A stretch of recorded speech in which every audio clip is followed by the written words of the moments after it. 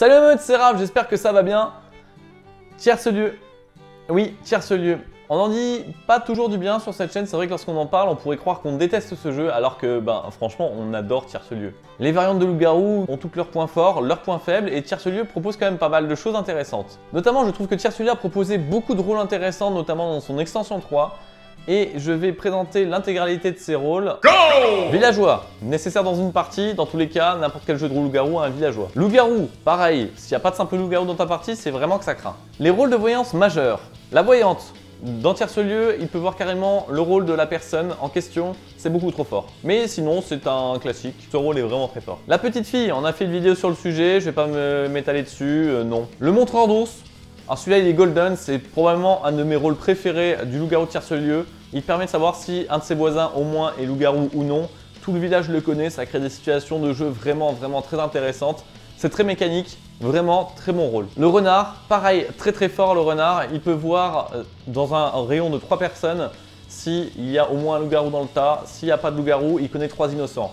Connaître 3 innocents potentiellement dès le premier tour, c'est super fort. Ce rôle est très fort, mais il est assez inconsistant et du coup ça crée des mind games très intéressants.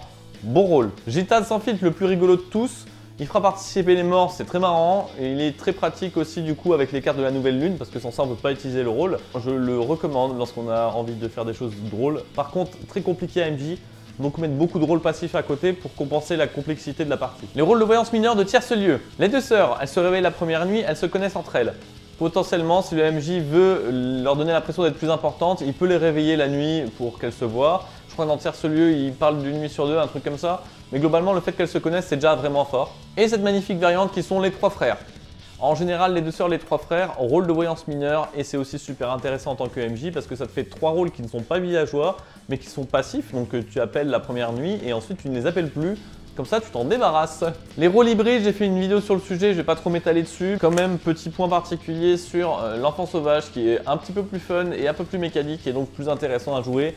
Si vraiment t'as pas des joueurs trop exigeants en termes de technicité et de jeu, pose-le dans ta game, franchement ça fera plaisir. On s'attaque maintenant au rôle passif. L'ange, s'il meurt la première journée, il gagne la partie. Il ruine complètement tes parties en fait. Franchement ça va être marrant une fois ou deux, mais sinon bof en fait, voilà. La personne qui joue l'ange perd la partie dès le premier tour s'il se fait pas tuer, c'est très bof aussi. Donc du coup je dirais très bon rôle pour faire réagir les gens d'une certaine façon, mais ça s'arrête là. L'idiot du village, bof, mais c'est toujours marrant de se moquer de celui qui a la carte. Le bouc émissaire, ça peut être un outil pour gérer les situations d'égalité quand t'as pas envie d'élire un maire ou quand t'as envie de changer les pouvoirs de ton maire. Pourquoi pas. Le chasseur, la base, c'est facile, c'est gratuit, tu le mets dans une compo, ça permet de rééquilibrer les situations.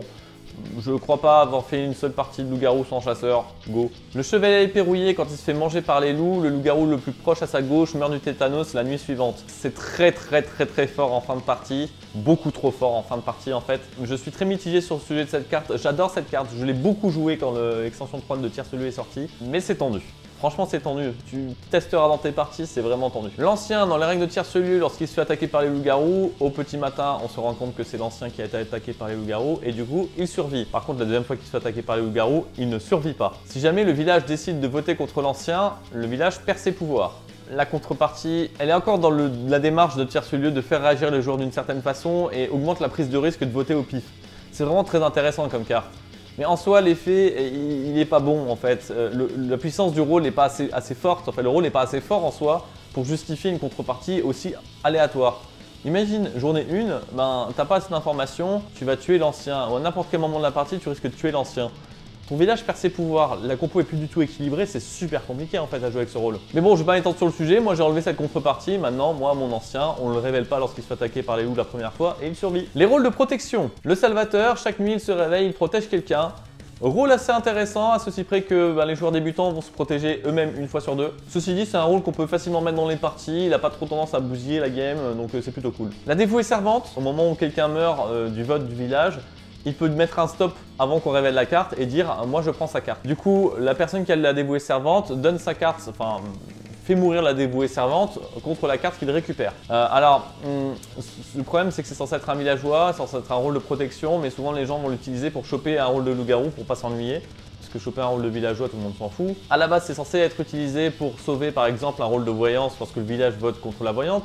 Sauf que du coup, si la majorité du village est convaincue que la personne éliminée est un loup-garou, ben, la prochaine cible du village, ça va être cette personne-là en fait. Donc j'ai un avis assez mitigé sur le sujet et en général, vu que c'est censé être quelqu'un qui se sacrifie pour l'autre, j'aurais tendance plutôt à faire en sorte que ce soit le joueur qui s'élimine en sacrifice pour le garder l'autre en vie. Mais bon, c'est une question de point de vue.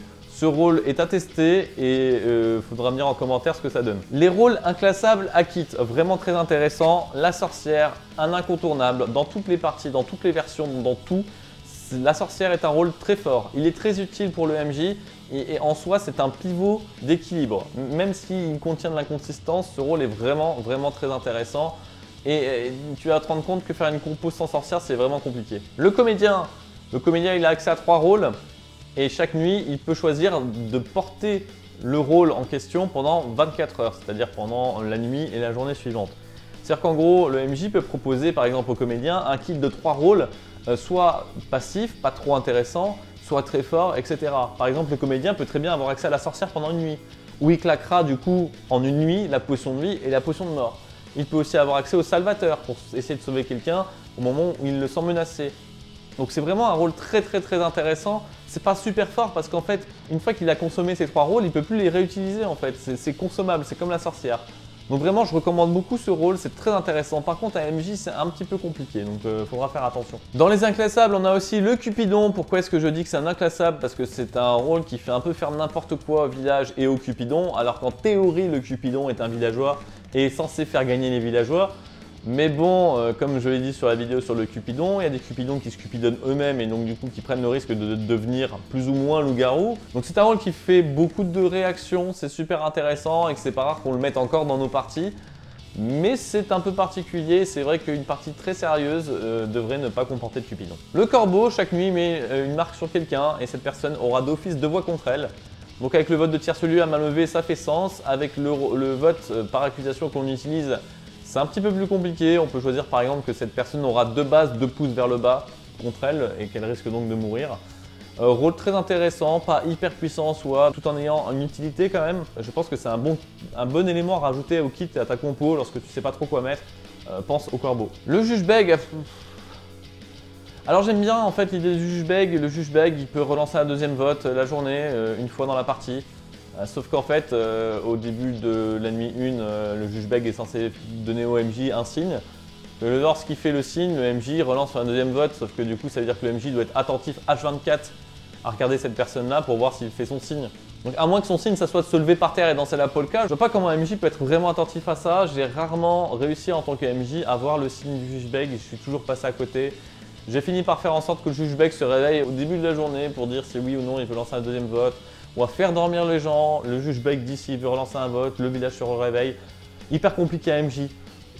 Le rôle en soi est super cool, mais hyper compliqué à MJ. On arrive dans les rôles forts de loup-garou. Le grand méchant loup, il se réveille une fois de plus après l'attaque des loups parce qu'il a encore faim, il va bouffer quelqu'un d'autre. Son pouvoir disparaît à partir du moment où un loup-garou a été tué dans la partie. En général, quand je le mets dans une compo, c'est que j'ai envie que la partie se termine vite et que je cherche pas spécialement à équilibrer la game. Si tu veux que ta game soit équilibrée avec un grand méchant loup, faut mettre plein de rôles très puissants, mais si jamais un loup meurt dès le premier tour, ben tes loups-garous sont terminés. Donc partie très inconsistante, mais ça permet de créer beaucoup de peur du côté du village, ça peut être marrant. Le père des loups, celui-là je l'aime. Le père des loups se réveille après l'attaque des loups et peut choisir que la personne dévorée par les loups se transforme en loup-garou. Un peu compliqué à MJ, ça nécessite de faire semblant toutes les nuits de toucher la tête de la personne qui a été mangée par les loups, de faire semblant de faire se réveiller tous les loups-garous pour qu'ils se reconnaissent entre eux, avant de continuer le reste de la nuit. Ça a fait beaucoup de temps perdu, mais bon, le père des loups peut du coup transformer un villageois en loup-garou et ça se combine bien avec le villageois par exemple. Ah oui, j'avais oublié le villageois. Le villageois, c'est un villageois qui ne peut pas cacher qu'il est villageois. Au rôle très intéressant, utilisé encore aujourd'hui dans nos parties très régulièrement. C'est plutôt cool. Et on termine sur les rôles solo. Le loup blanc, très compliqué de gagner avec le loup blanc, mais c'est très intéressant aussi. Les mécaniques que ça induit, comment les joueurs réagissent, etc. C'est vraiment intéressant. Peut-être jouer dans des parties sérieuses, mais attention quand même, parce qu'un loup-garou blanc a rarement des chances de gagner. Normalement, si le village maîtrise un minimum les mécaniques du jeu, le loup blanc tient pas longtemps quoi. Le joueur de flûte qui séduit 2 personnes par nuit, une fois qu'il a séduit tout le village, il a gagné la partie se termine, les séduits se reconnaissent entre eux. Là c'est un peu pareil, c'est un peu compliqué pour le joueur de flûte de gagner, c'est pas impossible aussi. Mais en tout cas il faut faire attention parce que le joueur de flûte, eh ben, mine de rien, c'est un rôle qui peut complètement casser la game. C'est drôle quand même, donc faut pas hésiter à le mettre dans une partie de temps en temps. L'abominable sectaire, cet horrible personnage qui est plus ou moins le raciste de tierce-lieu. En fait, le village est divisé en deux catégories, choisies par le même genre en début de partie. Ça peut très bien être ceux qui portent des casquettes, ceux qui en portent pas, ceux qui portent des t-shirts, ceux qui portent pas de t-shirts, etc., etc. L'horrible sectaire fait partie d'une de ces catégories de personnes et doit éliminer toute l'autre catégorie de personnes pour gagner la partie. Une fois qu'il a éliminé toutes les autres personnes, et ben en fait la partie se termine et il a gagné. Ce rôle, dans une partie normale où les joueurs font attention et se rappellent que ce personnage est dans la compo, c'est impossible de gagner avec. Alors bien entendu, si l'abominable sectaire réussit à faire oublier ce rôle-là au village, ben, tant mieux. C'est-à-dire qu'en gros, c'est un mec intelligent et 11 gogoles qui jouent. Bon, je suppose quand même que cette situation va rarement arriver. Et donc du coup, moi je l'utilise plutôt comme un outil en tant que MJ. Par exemple, ça peut être très marrant d'avoir un des deux camps qui ne contiennent qu'une seule personne. Et ça crée des situations complètement alambiquées, donc c'est assez drôle. En tant que MJ, c'est très drôle. En tant que joueur, c'est beaucoup moins drôle d'avoir cette carte parce que tu gagnes jamais. Voilà, j'espère que ce petit résumé des cartes de tierce-lieu t'auront permis de faire un petit tour du territoire. Partage la vidéo à tous tes MJ et joueurs de loup-garou de tierce-lieu, histoire de voir s'ils ont le même avis et de débattre sur le sujet. Et le village s'endort.